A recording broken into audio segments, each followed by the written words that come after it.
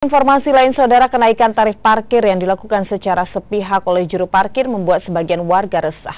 Sementara itu, saudara, PD Parkir Makassar akan menindak tegas juru parkir yang menaikkan tarif melebihi aturan yang berlaku. Tarif parkir kembali menuai protes dari warga. Kali ini pengguna jasa parkir di sejumlah event yang menjadi korban kenaikan tarif.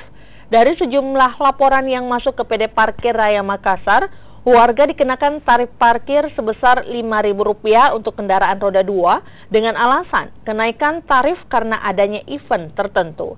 Sementara itu, menurut PD Parkir, kenaikan tarif hanya diperbolehkan hingga Rp1.000 jika ada suatu event. PD Parkir pun akan menertibkan juru parkir yang tidak mengikuti aturan. Jelas. Tadi pagi saya sudah ketemu dengan jukir asli, ternyata yang memungut itu jukir bantu. Saya sudah buatkan pernyataan jukir asli, jika terjadi lagi, maka saya berhentikan jadi jukir dan saya akan serahkan kepada pihak yang berwajib.